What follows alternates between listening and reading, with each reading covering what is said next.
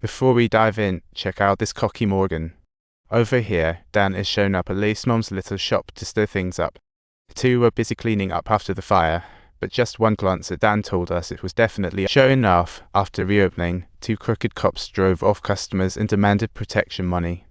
As soon as these two dummies stepped outside, they ran into Dan, thinking he was just a homeless guy, and figured they could just drive off. Little did they know, Dan's call came just in time. They heard it and instantly reversed the car, while Dan gracefully pulled out their crime footage. One of them saw the evidence and quickly pulled a gun, ordering his buddy to start searching Dan. 3 seconds later, Dan counted perfectly, left the scene easily, unloaded bullets, and never looked back. He demanded the two kids return all stolen protection money, warning of severe consequences if the video leaked. The next day, those crooked cops returned the cash to Lace Mom, a hefty few months' worth of grocery money.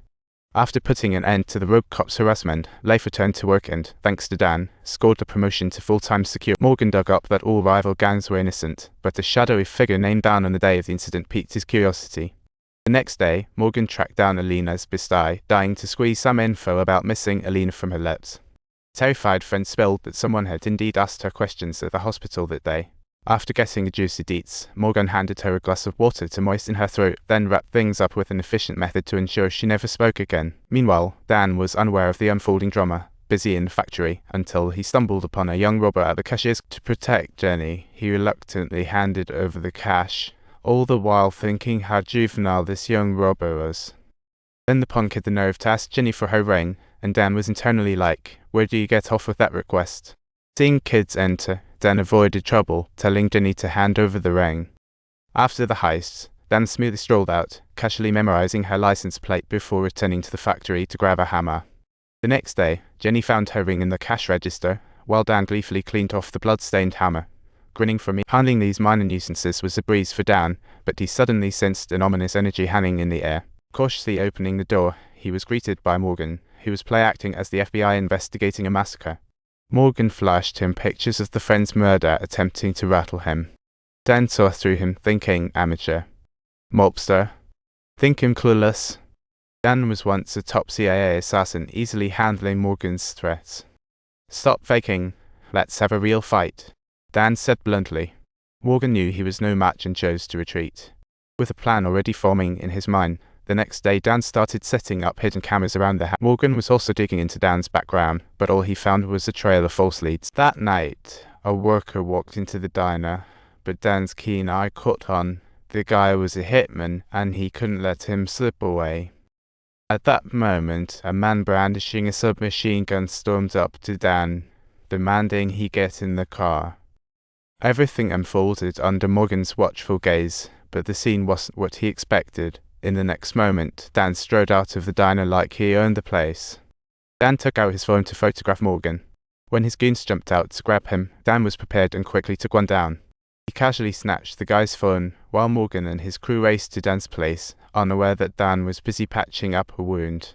When Morgan and his crew barged in, they found the entire place empty. Dan had set up cameras everywhere, giving him a clear view. While inside, Morgan felt like the room was watching him back.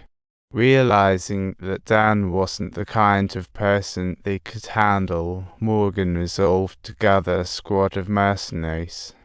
The next day, Dan drove over to a mansion where the couple inside were former CIA agents. Dan pulled out Morgan's picture, keen to uncover what secrets this jabroni held. Before long, a helicopter landed on the lawn, bringing Susan back safely with the CIA operatives. A dossier revealed that Pushkin was neck-deep in collusion with the Russian mob, with his interests sprawled all over various countries. This guy was untouchable, with only Morgan as an outsider. The rest were dirty cops. Even the two who returned protection money, already handled. There's also a guy named Meister. Dan sat outside, savoring a moment of peace as Susan puzzled over why he'd risk everything for a girl. Dan responded, "Someone has to step up to take out the bad guys." Suddenly, Meister heard his car alarm blaring.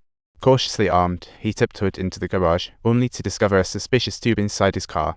Dan sat in, started the engine, closed the windows.